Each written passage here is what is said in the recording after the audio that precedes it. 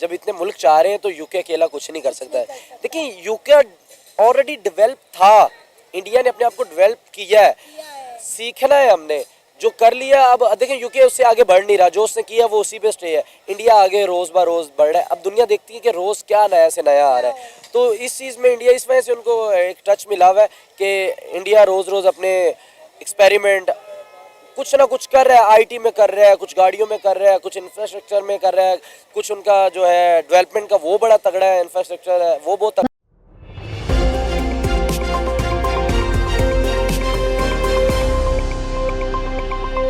भारत से गजवा हिंद की बात कहने वाले पाकिस्तान में छा गया है खौफ। वजह है भारत को मिल सकती है वीटो पावर।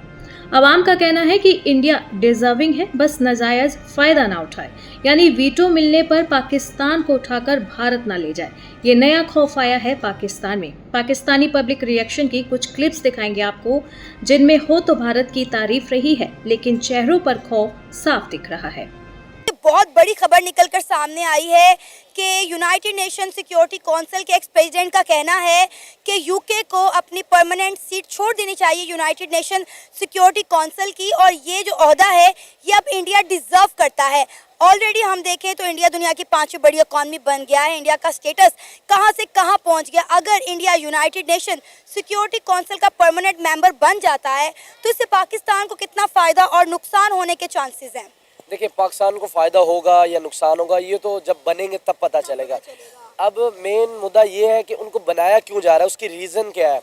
मेन रीज़न ये है, देखिए यूके जब ऑलरेडी बहुत ज़्यादा डेवलप है, इंडिया अपने आप को बनाने की कोशिश कर रहा था, बनाया है उसने। बहुत ज़्यादा इस तरह के काम किए हैं जो कोई भी यूरोप कंट्री नहीं कर सका। जैसे कि मीन्स है कि उनकी गाड़ियाँ इतनी ज़्यादा बनना शुरू हो गई, उनका ट्रांसपोर्ट का जो इंफ्रास्ट्रक्चर है वो बड़ा तगड़ा हो गया है। फिर उन्होंने सोलर पैनल बहुत बड़ा लगा लिया जो चांद से भी नज़र आता है, ठीक है। फिर उनका सबसे ज़्यादा जो मेन जो सबसे ज़्यादा है उनका बॉलीवुड है, उससे इतना पैसा जनरेट वो करते हैं ना कि उनके समझे कि 50% बजट का पैसा वहीं से आता है और लोग उनको देखना चाहते हैं। देखिए इंडिया की फिल्में पूरी दुनिया में देखी जाती है, तो असल मेन ये है कि अब दुनिया मानना शुरू हो गया कि भाई इंडिया बहुत चीज़ों में आगे चला गया। और कोई भी सेक्टर उठा के देख लें, कोई भी उनका स्टार्टअप, कोई आईटी का निज़ाम, इंडिया की गाड़ियों का आप निज़ाम उठा के देख लें, उनकी फैक्ट्रीज देख लें, वो तीसरे चौथे या 5वें नंबर पर हैं। देखिए उनके अगर अंदरूनी मामला देखे जाए ना तो वो कोई इतने खास नहीं, पाकिस्तान से भी बुरे हैं, बट उनके जो इंटरनेशनल ताल्लुकात हैं और जो वो काम करते हैं नेशनल लेवल पे और फिर इंटरनेशनल लेवल पे वो बहुत स्ट्रॉन्ग है, वो तगड़े हैं। जो वो अपना एक डिसीजन ले लेते हैं, चाहे उनकी फ़ौज हो चाहे आवाम हो, वो फिर एक पेज पे आ जाते हैं अंदर, चाहे जितनी मर्जी उनकी लड़ाई हो। मेन यूके को हटाने का यही मकसद था कि यूके ने पिछले 10 सालों में कुछ इस तरह का काम नहीं किया कि जो उनको समझा जाए कि नहीं ये इसमें अहल है, ये रहने चाहिए। वीटो देखें, वीटो होता क्या, मेन हमें ये समझना चाहिए कि वीटो के मीन्स क्या है, ये क्या चीज़ क्या है, वीटो का मतलब क्या है। अक्सर वहाँ हमारी वीटो को समझती नहीं कि वीटो है क्या। देखिए वीटो एक इस तरह की चीज़ है कि वो किसी भी, ये जो यूनाइटेड नेशन है, ये यूनाइटेड के एक उन्होंने अपना एक इदारा बनाया है, ये किसी भी दुनिया में कोई भी चीज़ इम्प्लीमेंट कर देते हैं। यूनाइटेड का मतलब अब इन मुल्कों का मकसद क्या होता है एक पेज पे, यानी कि जब भी इन्होंने किसी मुल्क के साथ कुछ भी करना है ये सारे एक साइड पे हो जाएंगे, उनके साथ तिजारत, उनके साथ फंडिंग, उनके जो भी है वो सब कर देंगे। यानी कि अगर तो देखा जाए एक हिसाब से अच्छी चीज़ भी है, अगर इसका दूसरा रुख देखा जाए तो ये बहुत बुरी चीज़ है। यानी कि एक बंदे की लड़ाई की वजह से सारे एक साइड पे हो जाएंगे, उस मुल्क को मखलूज कर दिया जाएगा, माली तौर पे, तिजारती तौर पे वो बड़ा कमज़ोर हो जाएगा। इनके फ़ायदे भी बहुत है, नुकसान भी बहुत है, बट मेन जो आपका सवाल ये था कि जी हाँ इंडिया को अब आ जाना चाहिए। देखिए उन्होंने बहुत कुछ कर लिया, उनके देखें कुछ मामला ख़राब भी हैं, जैसे कि कश्मीर का है मामला उनके है, उनके अपने मुल्क में जो हिंदू मुस्लिम फसादात हैं वो बहुत है।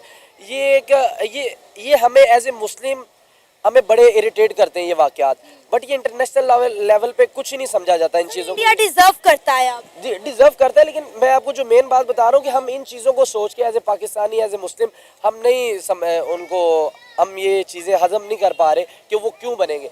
लेकिन ये इंटरनेशनल ये कुछ भी नहीं, वो कहते नहीं मुस्लिम का इमेज ख़राब किया हुआ है। देखिए इंटरनेशनल लेवल पे ये बात को नहीं माना जाता। देखिए मुस्लिम का जो एक इमेज था 2000 से पहले, अब से वो बड़ा डिफरेंट हो गया, तालिबान की वजह से, दाइश की वजह से, ठीक है, कुछ सिपा सलाह इस तरह के काफ़ी ज़्यादा है, वो ज़्यादा इमेज ख़राब हो गया। फिर अब इसराइल हमास की जंग चल रही है, तो यहूदियों ने यहूदियों को पावर में देखना चाहेंगे, वो एज ए मुस्लिम नहीं देखना चाहेंगे।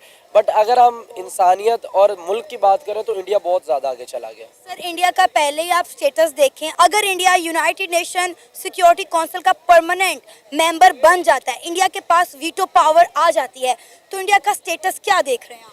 देखिए जाहिर बात है वीटो पावर एक बड़ा तगड़ा स्टेट है। वो देखें अभी उनके पास 50% एक पावर है, फिर 100% हो जाएगी। लेकिन देखें हाथी के पास ताकत होना ये तो हमने सबने सुना है, लेकिन हाथी जब मदमस्त होगा तो वो फिर काम खराब है। अगर तो इंडिया पावर रख के अच्छा काम करेंगे जिस तरह दूसरे ममालिक कर रहे हैं तो हमें कोई इतराज़ नहीं। ये ना कि वो पावर की आड़ में कोई नए से नया कोई मामलात खोले फिरे, ये फिर काबिल कबूल नहीं होगा। और ये हम नहीं, ये फिर यूनाइटेड नेशन और ये वीटो भी इस चीज़ को नहीं, नेटो नहीं करेगी कबूल के। वो फिर ये भी सोचने में मजबूर हो जाएंगे कि जितना वो अब सपोर्ट करेंगे इंडिया को आना चाहिए, उससे डबल वो कहेंगे कि नहीं इंडिया को जाना चाहिए। क्योंकि ये जो गोरे हैं, यूके अपनी सीट छोड़ेगा, सवाल तो ये पैदा होता है कि यूके अपनी सीट क्यों छोड़ेगा? अगर देखें यूके ना भी छोड़ेगा ना, अगर यूनाइटेड नेशन अगर छुड़ाना चाहेगी तो वो उसको छुड़ा सकते हैं। वो ये नहीं है, वो वोट लेके आया है। अगर जाहिर बात है इंडिया को वोट डल गए तो वो तो फिर यूके तो सिंगापुर समेत 167 कंट्रीज ये चाह रही हैं कि इंडिया आए सौदे पे। देखिए अब आपके सवाल में ही जवाब है, जब इतने मुल्क चाह रहे हैं तो यूके अकेला कुछ नहीं कर सकता है। देखिए यूके ऑलरेडी डेवलप था, इंडिया ने अपने आप को डेवलप किया है, सीखना है हमने जो कर लिया। अब देखें यूके उससे आगे बढ़ नहीं रहा, जो उसने किया वो उसी पे स्टे है। इंडिया आगे रोज़ ब रोज़ बढ़ रहा है। अब दुनिया देखती है कि रोज़ क्या नया से नया आ रहा है, तो इस चीज़ में इंडिया इस वजह से उनको एक टच मिला हुआ है कि इंडिया रोज़ रोज़ अपने एक्सपेरिमेंट कुछ ना कुछ कर रहा है। आईटी में कर रहा है, कुछ गाड़ियों में कर रहा है, कुछ इंफ्रास्ट्रक्चर में कर रहा है, कुछ उनका जो है डेवलपमेंट का वो बड़ा तगड़ा है, इंफ्रास्ट्रक्चर है वो बहुत तगड़ा बना रहे हैं। बिल्डिंग कंस्ट्रक्शन का काम उनका हो रहा है। उनकी देखिए आबादी बहुत बड़ी है, 140 करोड़ आबादी है, उसको मैनेज करते हैं। वो बाहर के लोग देखते हैं यार कि 140 करोड़ आबादी वाला मुल्क है, वो अपने आप को किस तरह मैनेज कर रहा है। हमसे 4 सूबे नहीं संभाले जा रहे। देखिए यही बात है ना, बाहर ये चीज़ बड़ी इंपॉर्टेंट और खुद गर्जी बड़ी होती है। देखिए सपोर्ट करनी चाहिए बैक पे। हमारे जाते हैं, जब मिस्टर इमरान थे तो उनका एक अपना एक स्टाइल था, एक उनका इमेज था बहुत तगड़ा बाहर का। इस तरह नरेंद्र मोदी है, उसका अपना तगड़ा इमेज नहीं है, लेकिन वो एक एज ए नेशन बड़ा तगड़ा काम करे जिसकी वजह से उसका इमेज